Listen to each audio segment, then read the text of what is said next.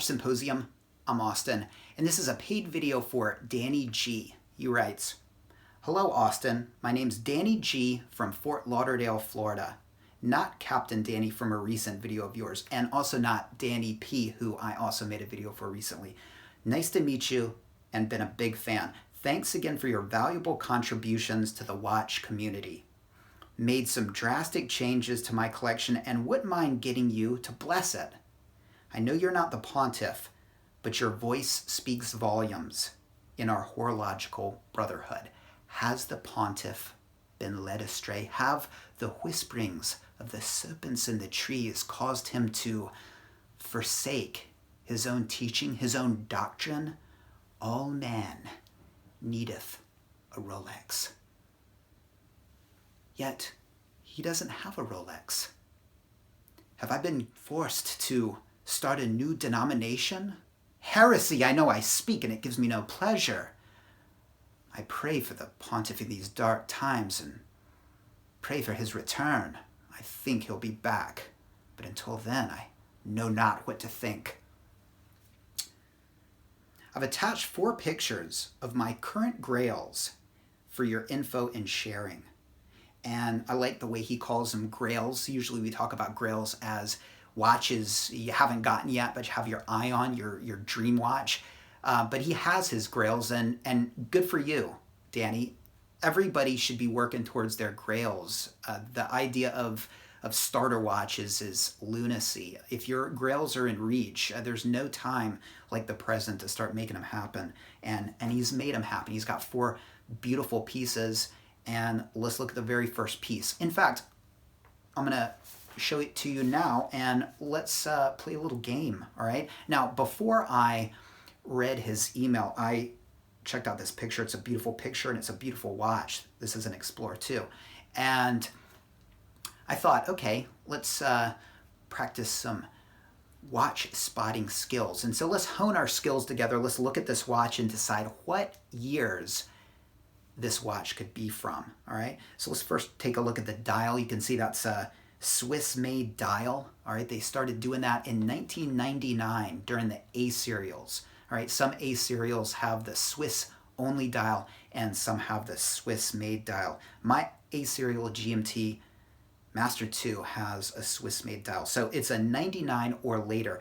It's also, looking at the N-links, a solid N-link bracelet, all right? And they started that around the same time as the change to the Swiss-made dial. So 99, all right? So it's a 99 or later. Some A serials have the hollow N-link bracelet, like my A serial GMT Master 2, and some have the solid N-link bracelet. So 99 or later from the bracelet. We can't see whether it's got lug holes or not, but if it did, then it would be a 2002 or earlier, because they started filling in those lug holes and coming out with the no holes cases in 2002 with the Y serials, all right? But we don't know because we can't see the lugs and a side shot there. And then looking at the rehaut, we can see it's a smooth rehaut and not an engraved rehaut. And they started doing the engraved rehaut in 2007, the latter part of the Z serials. So looking at all those clues and not even knowing whether it's got lug holes or not, we can determine that it is from 99 to 2006. So it would be an A serial or a P or a K or a Y or an F or an early Z, all right? So did we get it? Let's check. Like, I know the answer, but it's a fun game. You don't. So it's 2006, all right? So it would be an earlier Z.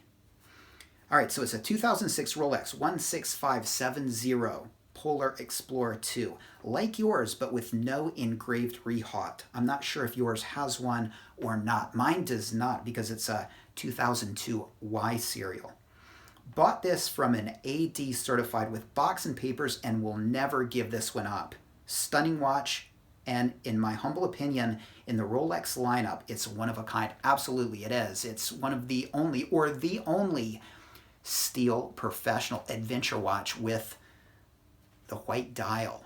And Polar is the 5-digit Explorer to have. If you like the black one, then that's cool too. But love a Polar, and I absolutely love mine. And my guess, looking at your 4 pieces, is that this is the daily wear. This would be what I would put on a daily basis. And it's great. You got box and papers for it, and got it at an AD. And assuming you didn't get this new old stock, you've been a watch guy for a while, because 2006, this probably was sold in 2007 or 2008. So excellent piece. Thumbs up there. All right, let's look at his next piece. 1994 Tudor 94614 date, 36 millimeter, white buckley dial with ETA movement, fluted white gold bezel with a Jubilee bracelet. My perfect dress watch. Closest thing to a Rolex day date for a fraction of the price. Yes. All right. So I've never given the Tudor day dates much attention, and I'm forced to here, and that's kind of nice, because they deserve it. And look, this is a 36 millimeter watch, and that's a classic style for the date just day date watches, and it's what I like. I love I don't like the bigger ones and the date just 41s or anything like that. 36 millimeter for these, could you call them dress watches? Well, they're actually sports watches disguised as dress watches, but yes, I think that's the way to go. It's a white buckley dial, so buckley dial means it's got the painted Roman numerals, and those get really collectible when you're talking about Rolexes, the buckley dials. And so hopefully that's the case with the Tudor as well. And it's got an ETA movement, so servicing it will be easy enough. But look, just service it through Rolex, so you can get the papers. There are a lot of good reasons to have your services through Rolex. Maybe that's another video. All right, and it's got the comfortable Jubilee bracelet, and it's a great dress watch. Indeed it is. And let's take a look at it. It's a white dial, and you must like your white dials, because this is your second one. And just looking ahead, I know you guys haven't seen it, but he's got 2 white dials, which we've seen, and he's got 2 black dials, which we have yet to see. And look, this, let me just sort of talk through this a little bit, because, if somebody were to say to me, I've got a Tudor day date or a date just, I probably, before really thinking about it, would say, you just should have gotten a Rolex date just. But I think it's good what he did here, all right? And for a couple reasons, all right? So it's a shame that with the Rolex, you can't get the day on your watch, which is a really useful complication, without shelling out the money for a precious metal piece. And look, it's not always about the money. What if you just don't like precious metal pieces like me? I prefer steel pieces. And so this is a way you can get that complication. You can get the steel piece. But of course, I have to tell you, it comes at a cost, and that's it doesn't have the punch of a Rolex. And if you're a Rolex fan like myself, then that means something. It's worth talking about, because I've got 2 very capable Hydronauts. Those are dive watches. They're Tudors, and let me tell you, they could certainly hold their own against a sub of the same year. But it just doesn't feel the same to me as putting on a Rolex. And for that reason, I think for me, 1 Tudor is enough. Well, I've got 2, but let's just pretend I was a rational, reasonable person and didn't have 2 Hydronauts, okay? But I think 1 is enough. And 1 might be a good thing to have, because you don't always want to wear a Rolex. And thinking back when I did get the Tudors, I wanted a watch that was nice and I wanted something that had that connection and relationship to Rolex, but I didn't want a Rolex. I wanted something that I could sort of fly under the radar with. And a Tudor is great for that. So it's great that he has this in the collection. And look, a lot of people will say, hey, just wear whatever you want. People don't notice. No, people notice. Watch people notice, okay? And people trying to read you notice your watch. And sometimes you don't want to be sporting a multi-$1,000 watch. You don't want to communicate that to people. It can hurt you, all right? And it's great in his 4-piece collection, and I'll just give you a little spoiler here. They're all Rolexes aside from this. So it's great that he has it, and he can break this out when he doesn't want to, sport a Rolex. And there are times when you don't want to. And again, he's got that date function. He's got the day function. And I think it's great. And look, whether a Tudor gets a thumbs up actually depends on the company it keeps. It depends on the other pieces in the collection. Now, if I was looking at a collection and it just had the Tudor and a bunch of lesser pieces, I'd say, the Tudor's the best thing you have. You really should have thrown in for a date just, all right? Yeah, you wouldn't have the day function, but it would be a Rolex. And again, all man needeth a Rolex. And look, date justs are soft enough that they're probably not a whole heck of a lot more expensive than this. But I can't say that here because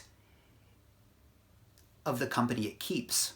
3 Rolexes. And so because of the company it keeps, it instantly becomes kind of funky and kind of cool and kind of different. And a date just would be kind of lame here. Well, it wouldn't be lame, but it wouldn't be as cool as this, all right? And he didn't get this to cheap out, right? You wait, you'll see his other pieces.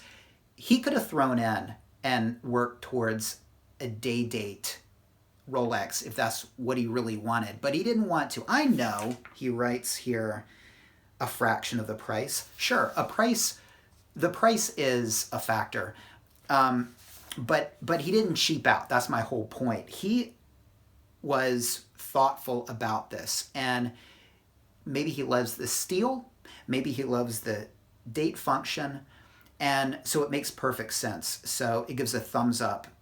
And it's kind of interesting because in another collection, it would get a thumbs down, right? So I think it's a fantastic piece, and it's got that beautiful buckley dial. It looks like a great dress watch, kind of fancy with the Romans, and enjoy that day function because Rolex makes you pay for it. All right, I think we're going to stop it there. And we're going to do his other 2 pieces next. What do you think of these 2 pieces? Let us know. Thanks for watching. Take care. See you next time.